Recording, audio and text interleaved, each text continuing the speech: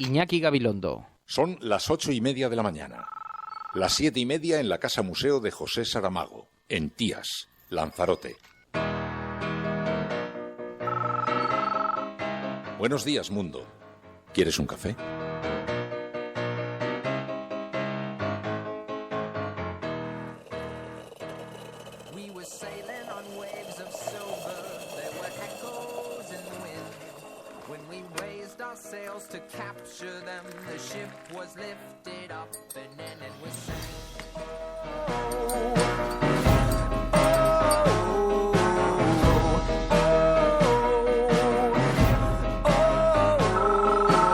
La cafetera de radiocable.com.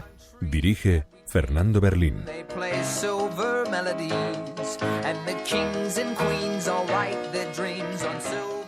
El pueblo francés ha reaccionado de forma ejemplar con un mensaje de unión nacional en torno a valores que todos compartimos.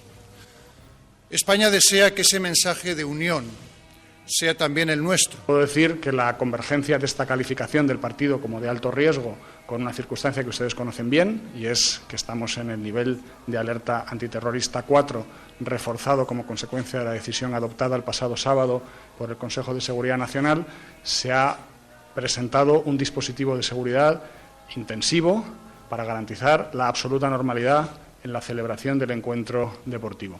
El debate de la justicia universal yo lo comparto y creo que es algo que podemos debatirlo y recuperarlo, claro que sí, pero es que esa sea la solución del PSOE para acabar con el Estado Islámico no lo acabo de ver.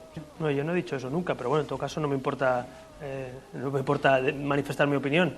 Nosotros hemos dicho que no se soluciona, digamos, el terrorismo internacional poniendo una pena en vez de 40 años con una cadena perpetua. Si es que estos señores se suicidan. Es decir, ¿realmente alguien piensa que la solución es la cadena perpetua? Ese es otro debate de nuestro Código Penal y creo que mezclar una cosa con la otra no tiene mucho sentido. Nosotros defendemos el cumplimiento íntegro de las penas, que en España es de 40 años, que se modificó precisamente para el terrorismo. Para nosotros los nombres son lo de menos. Tenemos plena disponibilidad para colaborar. Y si además el Gobierno, a través del Ministro del Interior, dice que en algunos elementos se han equivocado, que endurecer el Código Penal no era una buena idea, pues nosotros celebramos esa rectificación y asumimos que no tenemos ningún problema en seguir trabajando, en seguir aportando propuestas. Es que alguien, por muy sectarizado que esté, ve una razonable igualdad de oportunidades en la confrontación electoral venezolana entre una oposición marginada, castigada, sin acceso a los medios de comunicación de masa, con estados de excepción que no permiten el derecho de reunión para hacer una campaña, con líderes en las cárceles o en arresto domiciliario o en el exilio. ¿Dónde está esa razonable igualdad de oportunidades que haga de la contienda una contienda que podamos calificar de verdaderamente democrática, de razonablemente democrática, ni siquiera verdaderamente democrática?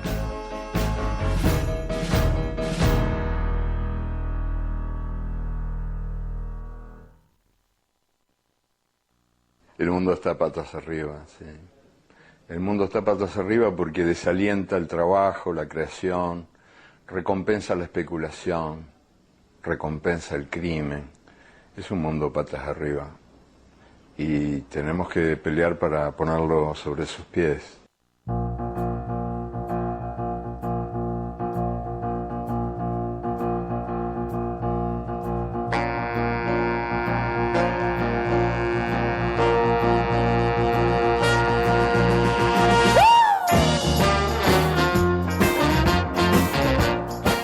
Saludos, muy buenos días, bienvenidos a La Cafetera una mañana más. Hoy nos volvemos a juntar en torno a una gran mesa con tazas de café, con las portadas de los periódicos sobre la misma, un grupo de ciudadanos, de resistentes que quieren huir del ruido que habitualmente generan los medios de comunicación y hacerse preguntas sobre este mundo tan complejo, tan difícil, tan convulso en el que estamos viviendo.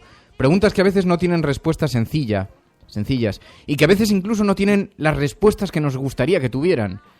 Pero a todas aquellas personas que pretenden ir un poco más allá, sin prejuicios, sin miedo, les deseamos una acogedora bienvenida Y saludamos especialmente a quienes se incorporan además en diferido a este programa. Muchos de ellos lo hacen desde el extranjero, nuestros expatriados que han tenido que salir de este país en busca de nuevas oportunidades, que han tenido que dejar atrás tantas y tantas cosas, a su familia, sus amigos, sus recuerdos, sus raíces, sus tapitas, sus cervecitas. Sí, ya sé que luego vienen aquí las añoranzas. En fin, buenos días, un saludo muy cordial, así como a todas aquellas personas que se incorporan en diferido y escuchan este programa a través de diferentes plataformas, de Spreaker, YouTube, iVoox, iTunes. Un saludo especial. Como saludamos a quienes se están incorporando ahora mismo en directo: Argantonio, Lucy, Gracia Moreno, El Risra, Julio Oñate, Rafa Guardiola, tantos y tantos analistas que se incorporan a esta hora al programa, son quienes componen nuestro cuerpo de analistas. Es una suerte de CIS particular con el que tomamos la atención a la ciudadanía, que nos ayudan a comprender mejor la realidad, la actualidad. Cheflo, muy buenos días. Opositor, PSV, Rainer Bandler, buenos días. Nuestro corresponsal alemán de cabecera, Ángel García. Celemín, Rojo hasta la médula, José Manuel Martínez, buenos días, Reverendo Berlín. Bienvenidos a la parroquia del Reverendo Berlín, este tipo en pijama que se sienta por las mañanas a leer la prensa acompañado de un buen número de oyentes: Paloma Irazábal, Ángel García, Edena Rush, Enrique Quesada, Lucy, Berca, ¿pa' qué contarte? Rojo Cabreado, bueno, tantos y tantos amigos, Leire, Ariel, tantos y tantos amigos que se incorporan a esta hora. Hoy tenemos muchas cosas de las que hablar, sigue todavía ese pulso que está viviendo la sociedad europea con el terrorismo.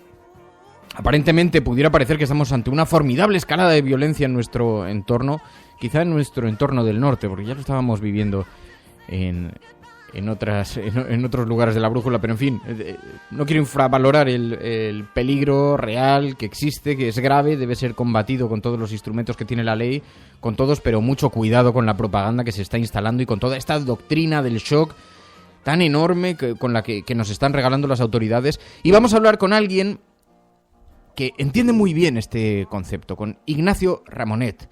Sabes que Ignacio Ramonet es una de las voces más reputadas en la actualidad en lo que a los movimientos altermundistas se refiere, profesor de la Sorbona, en fin, el director de Le Monde Diplomatique. Vamos a hablar con él y sobre todo estos acontecimientos que está viviendo Francia. Va a ser ahora en unos segundos. Mientras tanto, antes de nada, estás escuchando La Cafetera. Si lo estás haciendo, no estás sola. Sal allí y cuéntales a los demás dónde nos juntamos, quiénes somos. Explícales que no están solos. Tu colaboración es importante. Ayúdanos retuiteando la dirección de este programa. Hagamos que se nos oiga. Hagamos que se nos conozca. Radiocable.com.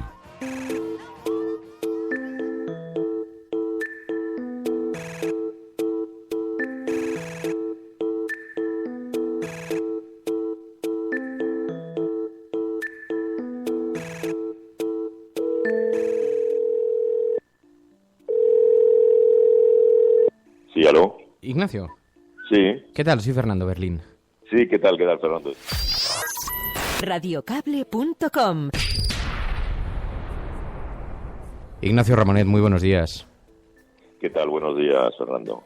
Bueno, Ignacio, estamos viviendo un tiempo en el que es verdad que parece haber más preguntas que respuestas, pero ¿qué es lo que le está pasando a Europa? Porque en unos meses nos hemos encontrado ante un profundo retroceso que va desde las elecciones en Grecia, la crisis de los refugiados, ahora la crisis terrorista. ¿No hay algo de impactante vuelta atrás? Bueno, sí, yo creo que todo esto refleja el momento tan complicado que se está viviendo, ¿verdad? Por una parte, las coletadas de la crisis financiera del 2008, que en definitiva en este momento da un poco su parte más fuerte, más violenta en algunos países, porque ya hay sociedades que sufren desde hace demasiado tiempo, y por otra parte también las consecuencias de decenios de políticas erróneas en Oriente Próximo y que se han traducido estos últimos días, en particular en París, por estos horribles atentados, ¿no? Atentados monstruosos que nada puede justificar por muchas razones políticas que haya por detrás. Aunque hay algunas explicaciones, el contexto, me pareció muy interesante un texto que publicaste en Le Monde Diplomatique tras los atentados de Charlie Hebdo, en el que te preguntabas cómo había podido la República Francesa, que únicamente reconoce a ciudadanos iguales, permitir que se constituyesen en su seno comunidades por afinidades religiosas. Decías que se hable de comunidad musulmana, comunidad judía, comunidad cristiana, una suerte de guetos. Y hay algo de responsabilidad también que tenemos los europeos por no haber sido capaces de integrar la inmigración, ¿no? Debería servir de lección. Claro, efectivamente siempre hay responsabilidades, ¿verdad? Francia es un país que ha sido, en ese sentido, un poco más exigente, a pesar de todo. Quiero decir que en Francia, por ejemplo, hubo esta ley tan controvertida del velo, en el que se prohíbe el velo integral, lo que se llama la burka, en particular en los espacios públicos, ¿verdad? Ley que no existe, por ejemplo, en España, o que no existe en Inglaterra, o que no existe en Bélgica, etcétera. Y hubo mucha discusión, es decir, efectivamente Francia solo reconoce a los ciudadanos, porque aquí lo que une a la nación francesa no son aspectos, digamos, de tipo etnocultural, sino es sencillamente la ley, es la Constitución, es la Declaración de los Derechos del Hombre y del Ciudadano. Entonces, pero a pesar de eso, en la vida real, en la vida concreta, en Francia, efectivamente, cada vez más se habla de comunidades.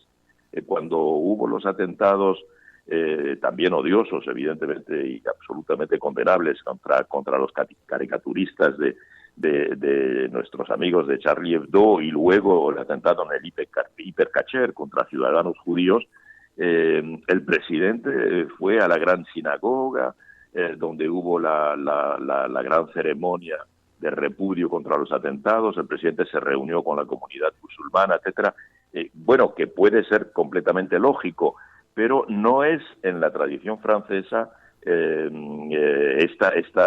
este contacto, digamos, oficial con comunidades. Entonces sí que, de hecho, en muchos países, e incluso en Francia, el Estado tiene ahora casi relaciones oficiales con comunidades religiosas o etnorreligiosas, y efectivamente esto hace que estamos leyendo cada vez más los problemas que se plantean bajo la óptica de la existencia de estas comunidades, que por otra parte no se pueden negar, porque precisamente las políticas con respecto a los emigrantes, y en particular a los inmigrados en Francia, que muchos de ellos provienen de África del Norte o de África subsahariana, han creado lo que podríamos llamar guetos, ¿verdad? Entonces, efectivamente, sí que este es un aspecto que supone mucha discusión y mucho debate en Francia.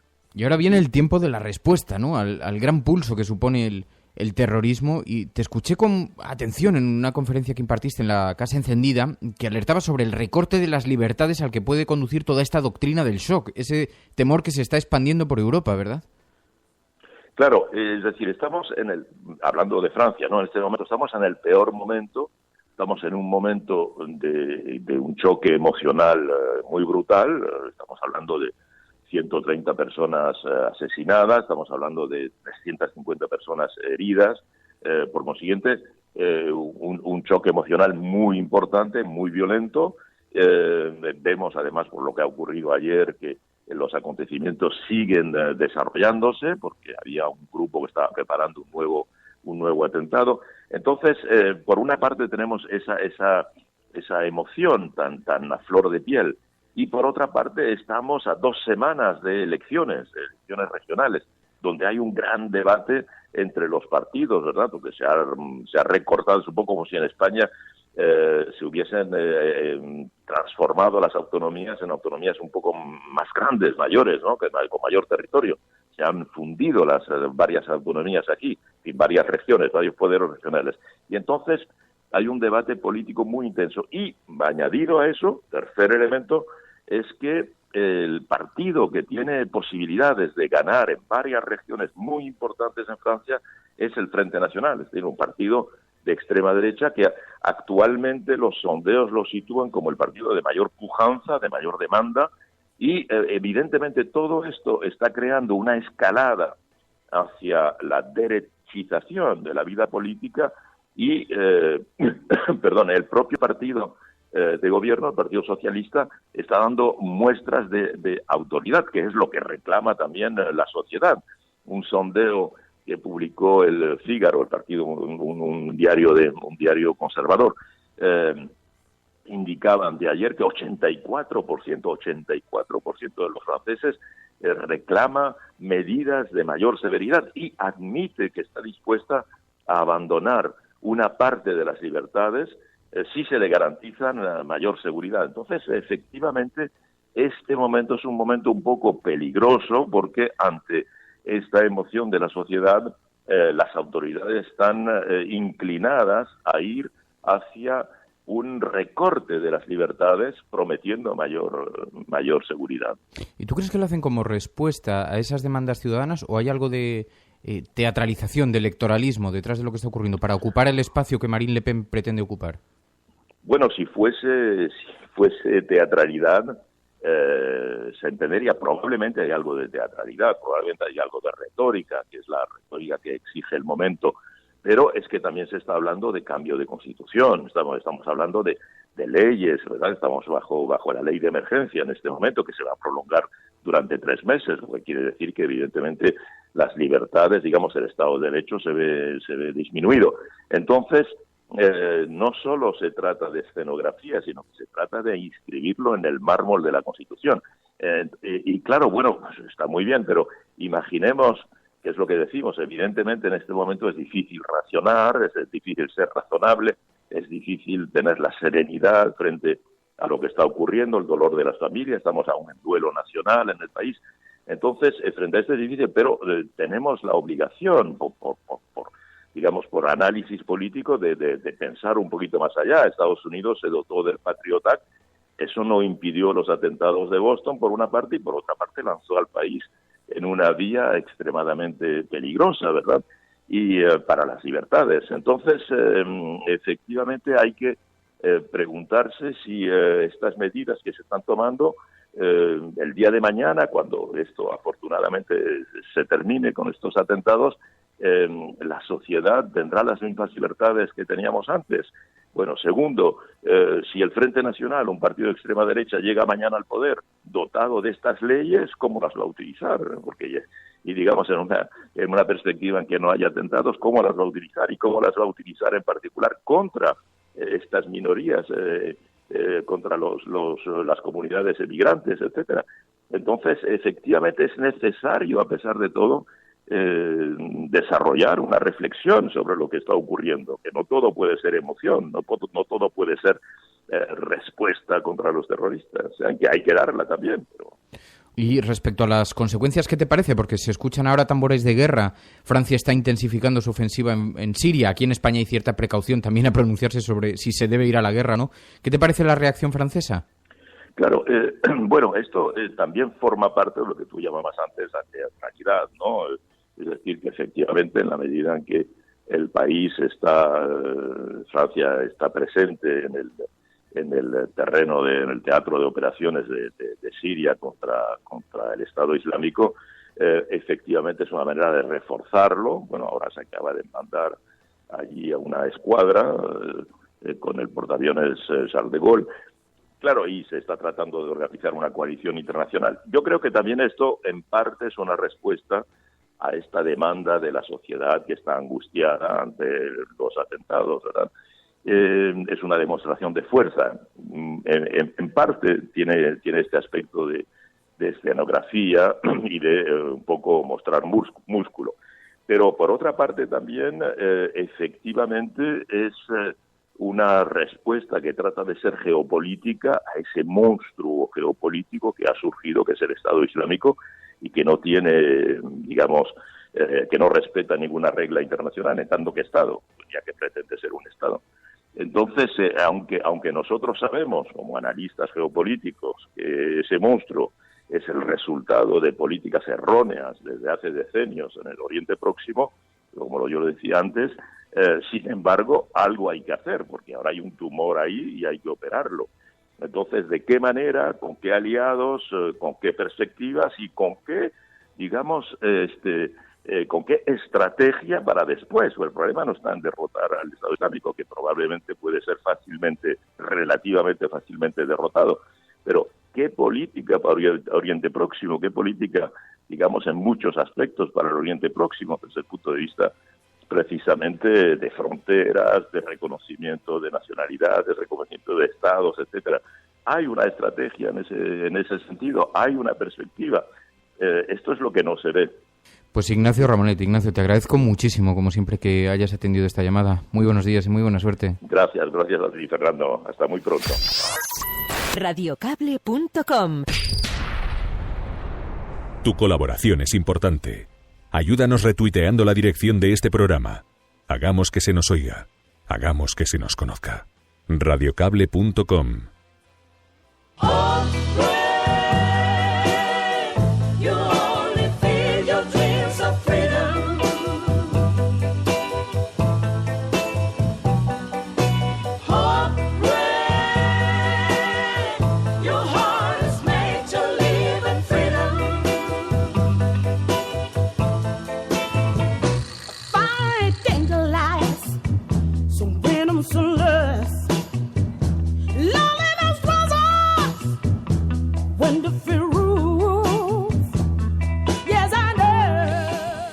Bien, el hashtag que estamos utilizando, Ignacio Ramonet, en la cafetera, a través del cual algunos de vosotros estáis destacando palabras de nuestro invitado. A mí hay una frase que me ha llamado mucho la atención y que invita a la reflexión. Y cuando acabemos con esta amenaza terrorista, ¿continuaremos con los mismos derechos civiles que teníamos?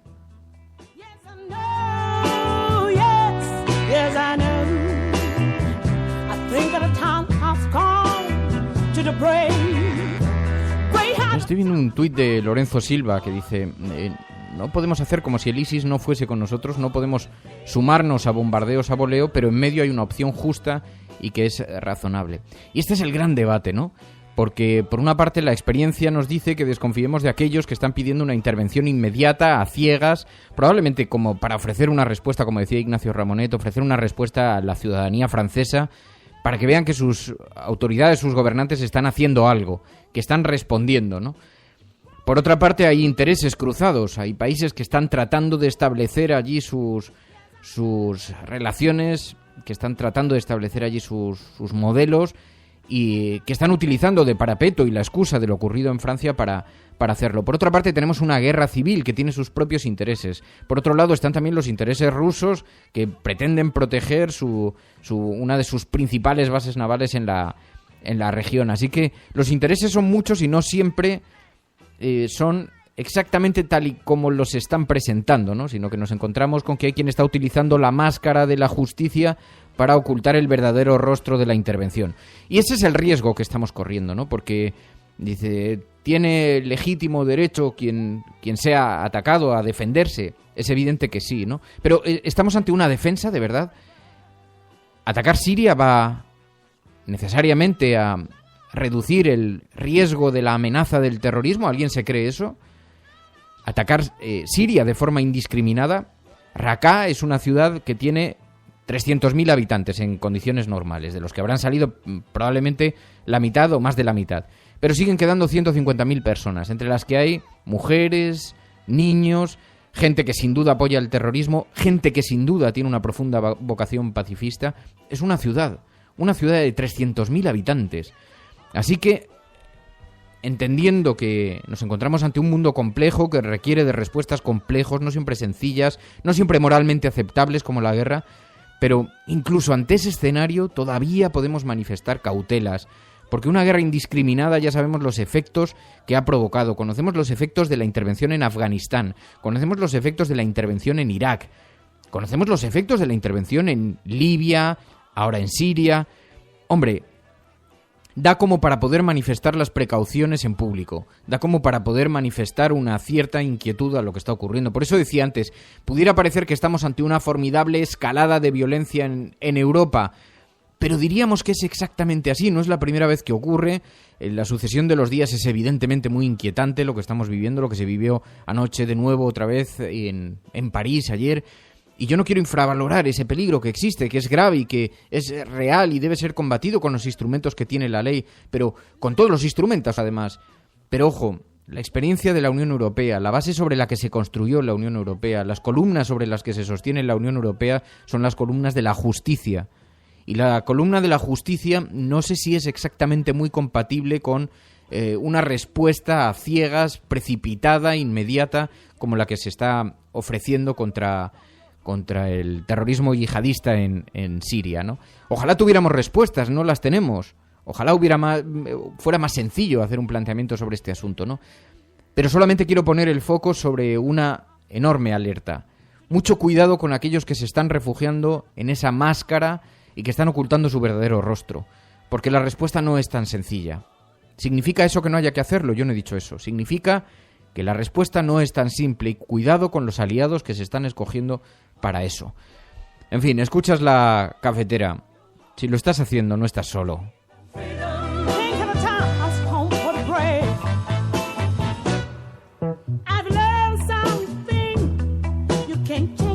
Lo estábamos escuchando ni más ni menos esta misma semana que de la mano del coronel Pedro Baños, que ponía todas las alertas, todas las alarmas rojas en la intervención militar, decía esa no es la respuesta, esa no es la solución.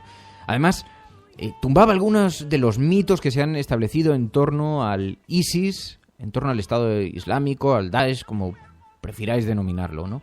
Ese Estado en expansión gigantesco, decía, ¿no? Sus fuerzas militares están muy mermadas, sus objetivos no son globales, como se trata de decir en la prensa norteamericana, por ejemplo, que se habla del peligro del el intento de abarcar territorio global del ISIS. Dice, sus objetivos son meramente locales, sus tropas están malamente formadas, responde a gente que tiene bajos recursos, baja capacidad armamentística, no tienen fuerza aérea, no tienen capacidad incluso de derribar la fuerza aérea contraria. Así que hay mucha propaganda en torno a esto, ¿no? Y por eso decía que sirva esta situación y que sirva las alertas, lo que conocemos ya que provoca la doctrina del shock, para mantenernos despiertos, para decir, ojo, los derechos civiles que teníamos conquistados no son irrenunciables. Estamos dispuestos, sabemos, y desde luego somos solidarios con lo ocurrido en Francia, como con lo ocurrido en España, como con lo ocurrido en otros lugares del mundo, sea Egipto, sea tantos y tantos lugares que están viviendo el drama de la guerra y de los ataques terroristas, pero mucho cuidado, porque de pronto Francia está proponiendo un cambio constitucional, de pronto vemos el ascenso del Frente Nacional, cómo en las encuestas se está disparando Marine Le Pen, cómo se están justificando nuevas y más intervenciones militares como si no hubiéramos aprendido ya de sus consecuencias, ¿no? Por eso decía, tengamos la precaución suficiente para poder reflexionar con algo más de calma, para ver si no vaya a ser que nos convirtamos precisamente en aquello contra lo que estamos luchando, ¿no? Y además había una frase de Ignacio Ramonet en uno de sus textos en Le Monde Diplomatique que decía, ¿qué ocurrió cuando el mundo, cuando Napoleón, en los colonialismos del siglo XIX, decía que eran otra suerte además de guerra napoleónica, dice, se justificaban pretendiendo llevar el progreso a las sociedades arcaicas, ¿no? Y fracasaron aquellos. Igual que fracasó Napoleón cuando se propuso exportar las avanzadas y las generosas ideas de la Revolución Francesa, ¿no? Y lo hizo a base de cruentas guerras y violencias, y arrastrando las mismas estructuras jerárquicas, el feudalismo, el caudillismo, las mismas estructuras espirituales, el cristianismo de aquellas regiones que eran invadidas, ¿no? Y que no podían entender que semejantes destrucciones fuesen un progreso hacia su vida, ¿no? Mucho cuidado, porque repetimos esquemas similares a las experiencias que la historia nos demuestra. Y me quedaba con una frase que escribí hace un segundo Miguel Manteca Martín en internet, oyendo este programa, al hilo de este programa. Decía, cuando la memoria se borra, la historia siempre se repite.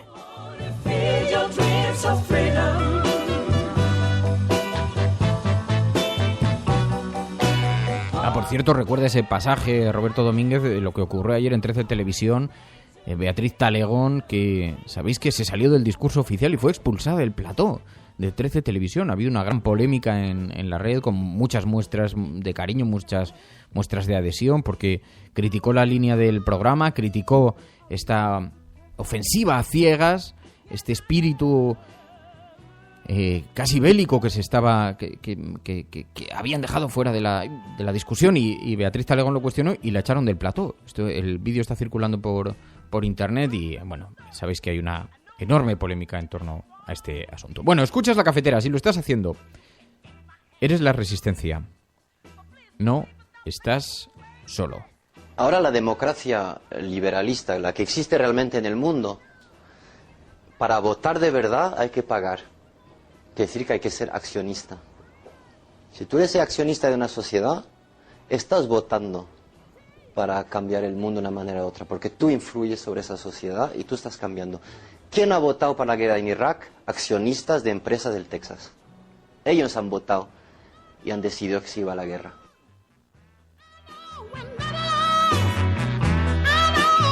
Estamos escuchando a Manu Chao. Dice Guillén Salazar, dice, la austeridad la rompe una guerra, pero no la desigualdad. Son estos los valores que queremos en Europa. Celsius Pictor dice, menos mal que aquí, hace 10 años, nadie pensó en bombardear el territorio donde vivían los terroristas. Dice Celsius Pictor. Bueno, abrimos la línea de teléfono. Sabéis que tenemos un número de teléfono 627-002-002, 627-002-002. Allí podéis enviar mensajes de WhatsApp. Dejáis vuestro mensaje de audio, no me dejéis mensajes de texto porque no los puedo leer. Luego decís que hago muchas pausas, que me quedo tostado mientras hablo con vosotros. Pero claro, tengo que estar leyendo el teléfono, leyendo Twitter, leyendo el chat, en fin, y además manejando los instrumentos tecnológicos de la radiofonía, de la radiofrecuencia. Y se complica un poco la actividad. Así que, mensajes de audio en WhatsApp, 627-002-002.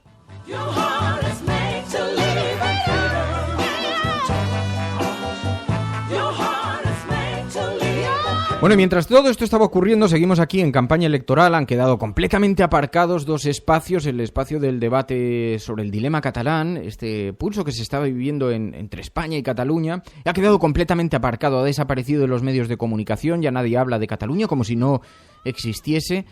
Pero fijaos qué interesante efecto ha tenido lo que está ocurriendo en Francia. He tuiteado he retuiteado un mensaje que envió María Dolores de Cospedal a Internet ayer, poniendo las cartas sobre la mesa. María Dolores de Cospedal, rodeada de todo el equipo del Partido Popular, siguen en campaña, aunque no se presente así en los medios de comunicación.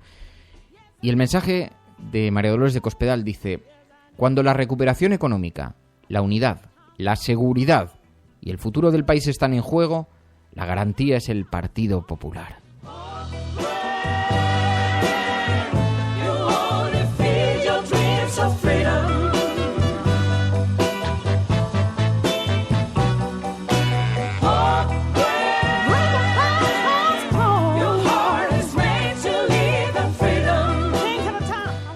Pues efectivamente, la seguridad, la unidad, dice la recuperación económica, los grandes valores que defiende el Partido Popular, como si la recuperación económica no la defendieran los demás, como si la unidad no la defendieran los demás, como si la seguridad no la defendieran los demás, y como si el futuro del país no lo defendieran los demás, ¿no?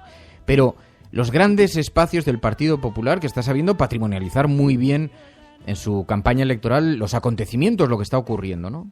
Y por eso decía, digo, que, no sé, me sorprende la reacción del Partido Socialista, que se ha colocado inmediatamente como número 3, porque de pronto ha decidido acceder a todas las pretensiones del Partido Popular, que claramente tiene una vocación electoralista, así lo decía sin tapujos y sin ocultarlo María Dolores de Cospedal en su cuenta de Twitter, ¿no? Así que estos grandes argumentos, estas grandes líneas del Partido Popular han sido ahora tomadas por el Partido Socialista, que se queda atrás inmediatamente, porque han entregado su espacio, ¿no? Sin ofrecer ninguna alternativa. Bueno, se estableció el debate ayer precisamente sobre la justicia universal. Sabéis que resulta que tras el recorte de la ley de justicia universal, aquellas víctimas españolas en Francia de los atentados de los últimos días no van a poder ser... desde luego no van a poder ser protegidas jurídicamente, pero además quedan completamente desamparadas porque se produjo ese recorte en la Ley de Justicia Universal. Bueno, ahora se le ha preguntado a Albert Rivera si no cree que sería el momento de recuperar ese recorte tan importante que se hizo en esta ley. Albert Rivera decía, si yo comparto la preocupación por la justicia universal, pero ¿va a reducir eso el terrorismo? El debate de la justicia universal yo lo comparto y creo que es algo que podemos debatirlo y recuperarlo, claro que sí, pero es que esa sea la solución del PSOE para acabar con el Estado Islámico no lo acabo de ver. Yo no he dicho eso nunca, pero bueno, en todo caso no me importa manifestar mi opinión. nosotros hemos dicho que no se soluciona, digamos, el terrorismo internacional poniendo una pena en vez de 40 años con una cadena perpetua. Si es que estos señores se suicidan. Es decir, ¿realmente alguien piensa que la solución es la cadena perpetua? Ese es otro debate de nuestro Código Penal y creo que mezclar una cosa con la otra no tiene mucho sentido. Nosotros defendemos el cumplimiento íntegro de las penas, que en España es de 40 años, que se modificó precisamente para el terrorismo.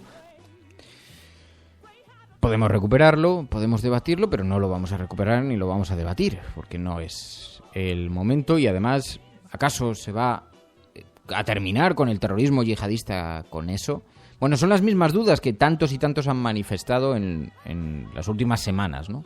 Pero otro que ha moderado el discurso, Pablo Iglesias, resulta que estaba muy contrario al pacto antiyihadista y ha moderado un poco la posición, ha moderado el discurso. Entre otras cosas porque también el propio Partido Popular ha bajado el pie del acelerador, ¿no?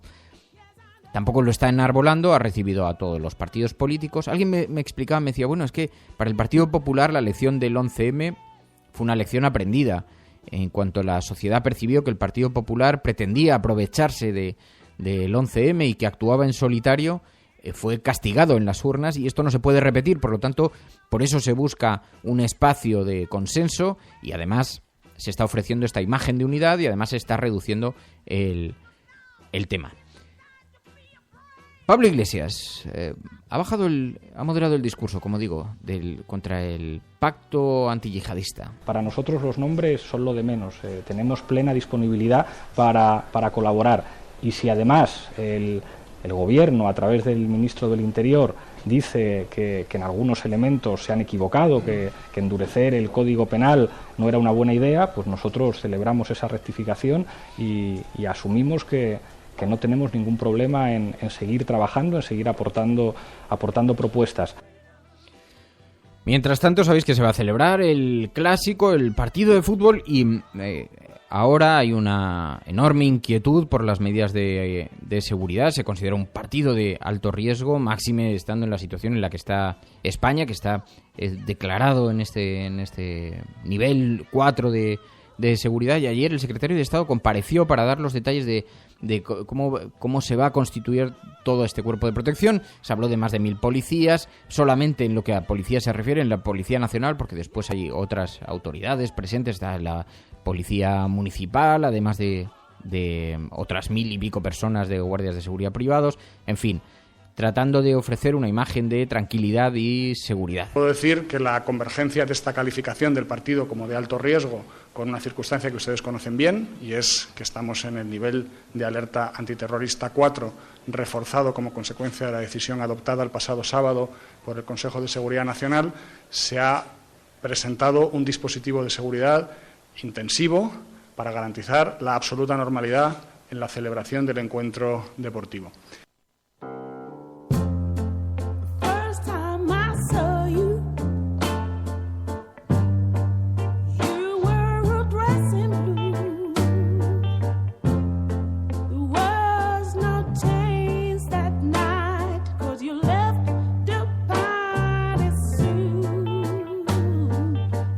Dalayenator dice, a mí es que como me interesa cero dice, mira que es mi pasión el fútbol, pero el Madrid y Barcelona me interesa cero patatero, dice Dalayenator. Bueno, el caso es que, en fin, medidas de seguridad, doctrina del shock, estamos viviendo una situación verdaderamente inquietante en el seno de la Unión Europea y desde luego aquí en España. También se pronunció ayer Felipe VI alabando la reacción del pueblo francés, manteniendo esa unidad nacional, porque además todo esto sirve también para consolidar un discurso, el discurso de la unidad.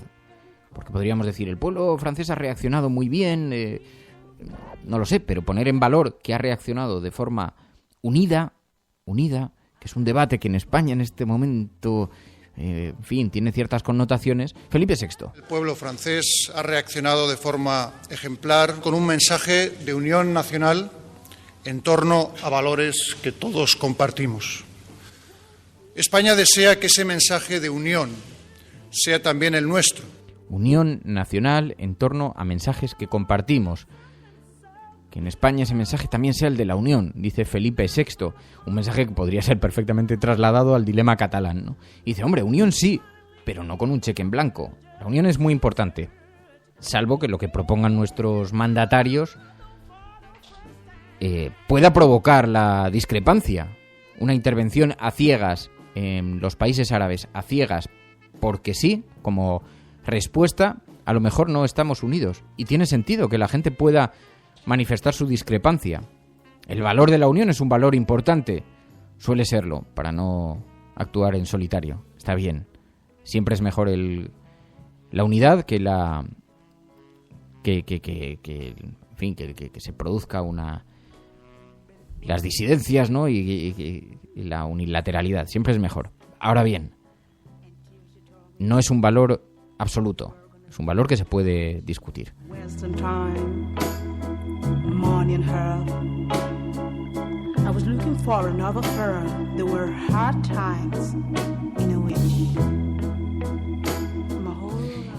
Y por otro lado están las elecciones en Venezuela, que sabéis que van a tener lugar el día 6 de diciembre, que en España no se les está prestando prácticamente atención porque hay otros asuntos y porque Podemos ya no está arriba en las encuestas, entonces ya da igual zurrarles con el asunto de Venezuela o no.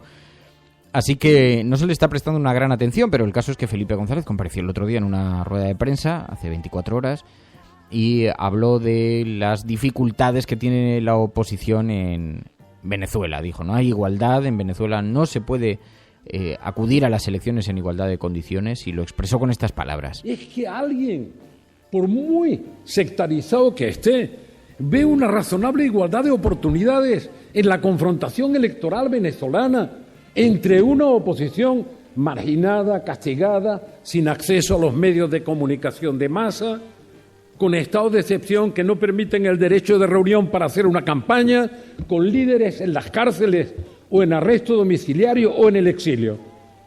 ¿Dónde está esa razonable igualdad de oportunidades que haga de la contienda una contienda que podamos calificar de verdaderamente democrática, de razonablemente democrática, ni siquiera verdaderamente democrática?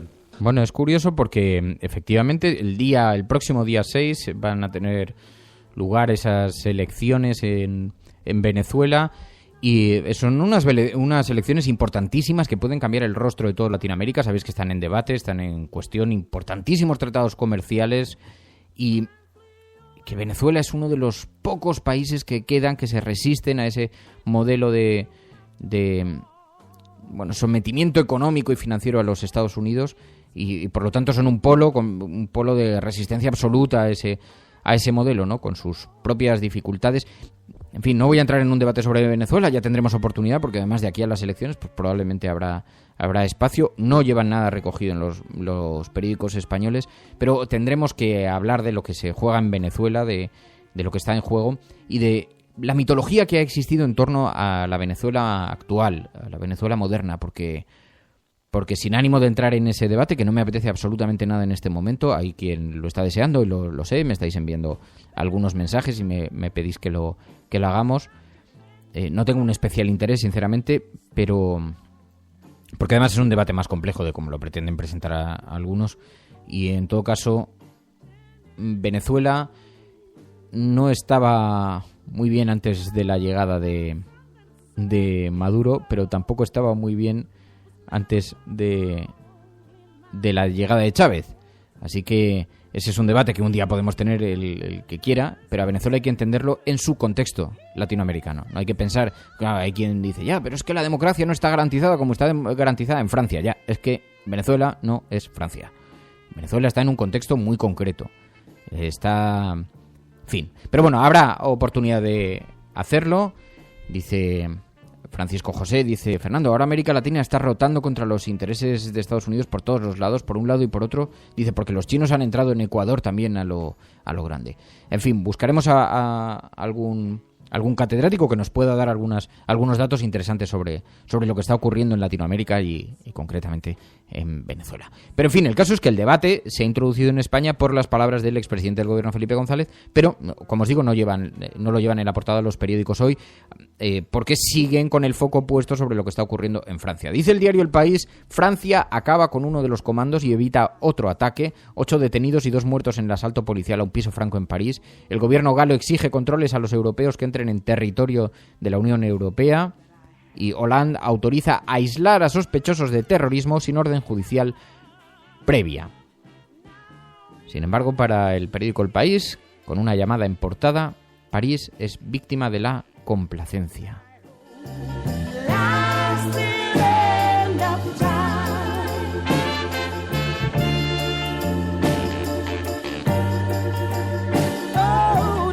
También dice el periódico El País que Rajoy ha consultado con los partidos la participación en la guerra contra el ISIS, que el presidente ha abierto un diálogo con el PSOE, con Ciudadanos y con Podemos. Dice, intenta desde ayer, con los líderes del PSOE, Pedro Sánchez, Ciudadanos, Albert Rivera, Podemos, Pablo Iglesias, cerrar un consenso sobre la participación de España en la guerra contra el ISIS. Dice, también ha hablado con el Lehendakari, con Íñigo Urkullu. Dice, y el Ejecutivo va a incluir el diálogo a todas las fuerzas parlamentarias. La Moncloa busca una respuesta política coordinada ante una petición de ayuda militar francesa, dice el periódico El País.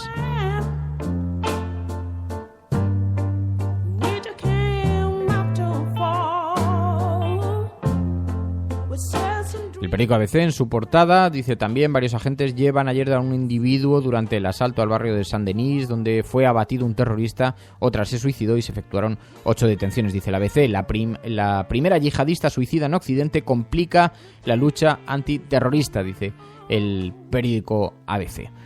También el cerebro del 13N, dice el periódico La Razón, adiestró comandos para atentar en España, dice La Razón. Abdelhamid Aboud no está entre los detenidos en la operación de ayer en Saint-Denis, pero los servicios de inteligencia apuntan a que podría ser una de las dos víctimas. Es que en esto ha habido informaciones muy confusas, porque algunos periódicos decían operación contra el terrorismo. Había una célula que no está relacionada con la de los atentados de la semana pasada. Y entonces decir, bueno, pero entonces, ¿por qué lo establecéis como una relación? Bien, es una operación antiterrorista que ha terminado con las consecuencias que ha terminado, pero si no tiene relación hay algo llamativo. Y en esto ha ocurrido lo que dice La Razón. Dice, vivo o muerto. Se suponía que la operación de ayer era para localizar al autor, al diseñador de los atentados del 13N en París, y hay informaciones contradictorias sobre si ha fallecido o no en la operación, sobre si fue abatido o no fue abatido. Así que, en fin, informaciones confusas, como siempre que ocurre un acontecimiento de esta naturaleza. Y dice, el ISIS, me dice Emilio, dice, recuerda que estaría entre los 9 productores de petróleo más grandes de la OPEP, como siempre el petróleo, en medio de todas las guerras. El periódico El Mundo dice en su portada, el IS planeaba atacar el distrito financiero y el aeropuerto de París. El comando estaba preparado para atentar contra la Defensa y el Charles de Gaulle. Entre sus miembros se encontraba una mujer, prima del cerebro del 13N, que se inmoló para evitar ser detenida, y la policía desarticuló al grupo yihadista en la ciudad de Saint-Denis tras 7 horas de tiroteos y explosiones en los que fallecieron al menos 2 terroristas y 8 fueron detenidos, dice el periódico El Mundo. Bien, las portadas de los periódicos. Hay otras pequeñas informaciones, aunque no ocupan mucho espacio, que encontramos hoy en la prensa. Dice el periódico El Mundo que la policía ha desmentido al Partido Popular y apunta que Génova sí reincorporó a Bárcenas. Hay una pericial que acredita que la jefa de personal firmó la solicitud de readmisión pese a que ésta lo negó, y va a declarar como imputado por falsedad 2 días después del 20N. Bueno, estás escuchando La Cafetera, y si lo estás haciendo, no estás solo. Un saludo a la disidencia de este programa.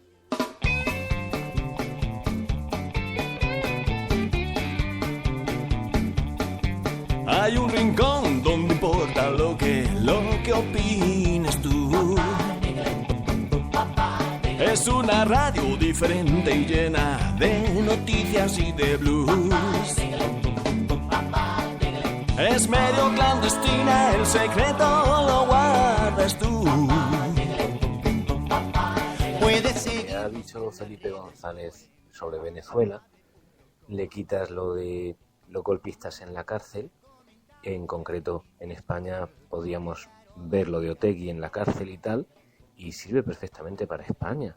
O sea, igualdad de oportunidades para la oposición no hay, medios de comunicación atacando directamente a la oposición, a Podemos y Izquierda Unida, lo hay, partidos más beneficiados y menos.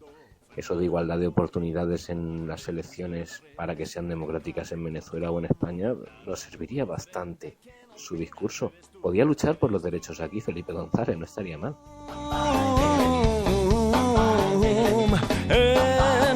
En la cafetera. no es por quitarle la razón a Felipe González, que en parte la tiene, pero conociéndole, viendo su historial, por el interés te quiero Andrés, a saber qué interés tiene él detrás para repetir una y otra vez el tema de Venezuela. Es una radio diferente y llena de noticias y de blues.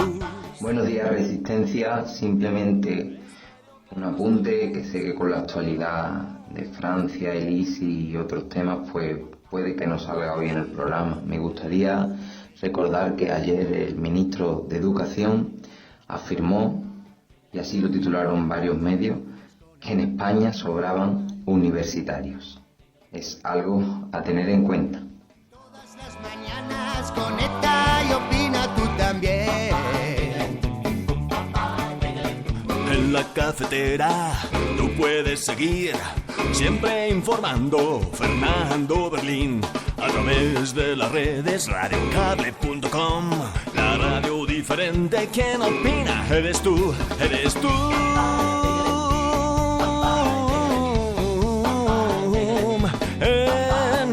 En la cafetera con Fernando Berlín. En la cafetera con Fernando Berlín. En la cafetera con Fernando Berlín. En la cafetera con Fernando Berlín. Oh yeah, that's rock and roll, man.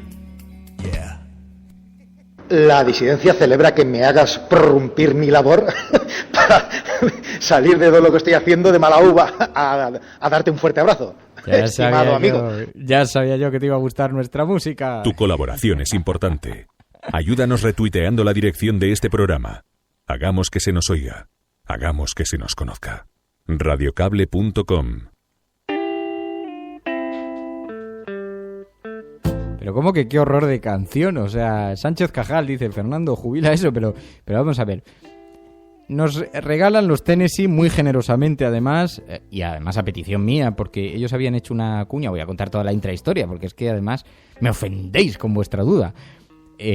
Tennessee hizo una cuña cuando yo estaba en el programa con Alberto Granados y con Goyo González. Hizo una cuña muy divertida que hablaba un poco de los miembros del programa y entonces estaba cantada así a varias voces y era como muy, muy yankee porque era una cuña polifónica así muy de radio americana de los años 60, ¿no? Entonces cuando empecé con la cafetera llamé a uno de los miembros de Tennessee, que es amiguete, y le dije, joder, ¿me podíais hacer una cuña de estas? Y de pronto un día me llegó por correo electrónico, me dijo, Fernando, ¿te acuerdas que me dijiste esto? Pues te hemos preparado una cuña y te la regalamos. Y entonces me envió esta cuña, que me hizo muchísima ilusión, y la puse en el programa. Y entonces de pronto se generó aquí un debate y apareció la disidencia, menudo tierro, que no le gusta nada esta cuña, y entonces ya hemos convertido esto en una batalla. Pero tampoco vayamos a decir, oye, efectivamente, seamos agradecidos, que es una cuña, un regalo que nos han hecho, pues muy bonito y ya está, o sea, en fin.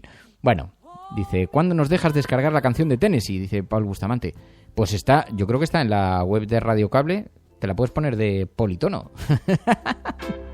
Creo que sí que está, ¿eh? Si vas a la web de radiocable.com y ahí vas al banner de la cafetera, hay otro banner que se llama Asóciate con nosotros o algo así, la cafetera, que es para las emisoras que quieren incorporar, si quieren redifundir este programa, y ahí hay material gratuito para descargarse, y está esta cuña. Creo que te la puedes bajar en MP3 y está bien. En fin. Efectivamente, como dice Jack Johnny, dice mucho quejarse, pero el día que no la ponga, ya pediréis, ya.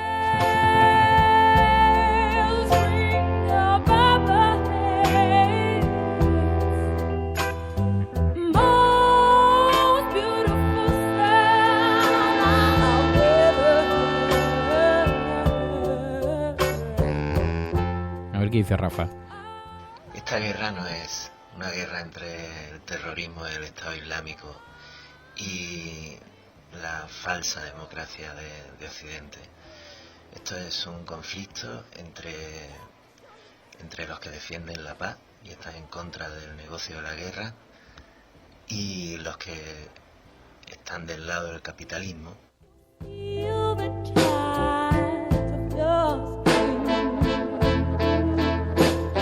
Que claro, como voy lanzando los mensajes Hay veces que si tengo tiempo, está sonando algo, me da tiempo a preescuchar un poquito para saber de qué hablan, pero normalmente no, normalmente los lanzo durante el programa y entonces, bueno, este es un poco el retrato de lo que llevan hoy los medios de comunicación y hace mucho que no nos sentamos a hablar de los oyentes también, porque como yo he estado en plena mudanza, todavía no estoy ni siquiera instalado. Tenía el proyecto de poner Radio Cable en el garaje y de momento estoy en una habitacioncita así que es como una especie de office donde he puesto el ordenador sobre unas cajas y todavía no me he instalado, pero para intentar volver a los montajes. Hemos hecho montajes estaba escuchando ayer algunos fantásticos.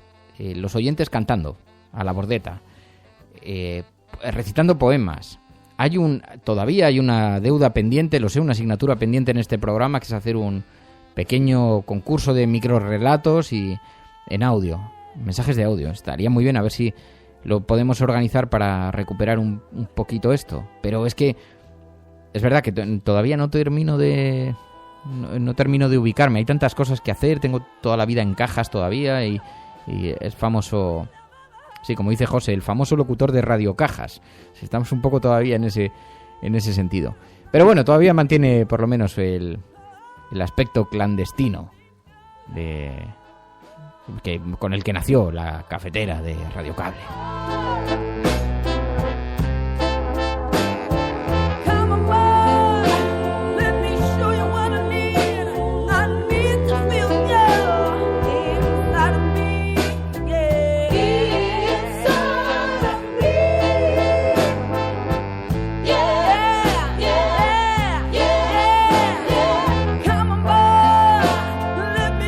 Felemín está pidiendo que pongamos 10 minutos de Ramoncín. Dice, así me complaces un poco.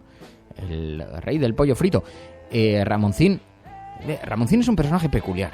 Es un personaje peculiar que fue denostado por su batalla a favor de los derechos de autor y contra la piratería. Y yo tuve la oportunidad de conocerle después en la radio. Yo tenía un montón de prejuicios y además fui muy, muy crítico con él, porque tuvimos un debate bastante encendido en la radio sobre aquello, ¿no? Luego salió muy decepcionado con toda su batalla con los derechos de autor. Ya sabéis todo lo que le ocurrió además con la SGAE, que está metido en un proceso pero resultó ser un personaje que contaba algunas cosas alucinantes, porque Ramoncín tuvo muchísimo éxito cuando era un chaval. Y ahora, yo no sé cuántos años tiene, pero debe estar ya sí, creo que cumple 60 ahora. Me parece que cumple 60. Acaba de cumplir o los cumple en estos días. Y os podéis imaginar, ha conocido a todo el mundo, en ese mundo del rock de la España de los años 70, 80, pero a artistas internacionales con los que se ha relacionado. La verdad es que es alucinante escuchar sus historias, son absolutamente alucinantes, ¿no? Con todo lo que luego ya queráis discutir sobre su posición, sobre los derechos de autor, sobre cómo canta o no. A mí no me gusta la música de Ramoncín, tampoco nos vamos a engañar, ¿no? Pero, en fin, lo que es la vida, una acumulación de experiencias y que se van perdiendo y se van diluyendo en el tiempo como lágrimas en la lluvia. Bueno, escuchas La Cafetera, nos vamos a marchar. Muchísimas gracias a todos por la compañía. Mañana más.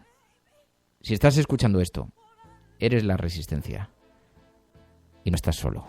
Buenos días, buenas tardes o buenas noches.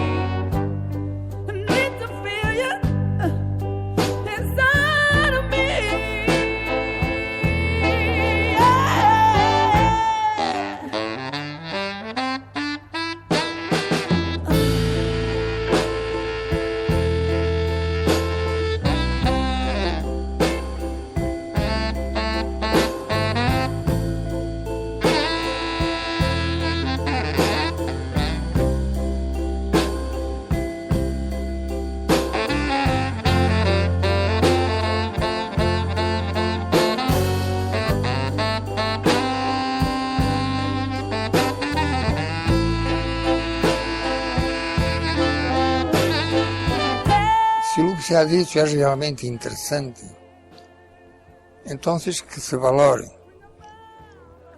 no como uma espécie de palavra de Deus, pero sencillamente como uma palavra de um ser humano preocupado com o ser humano.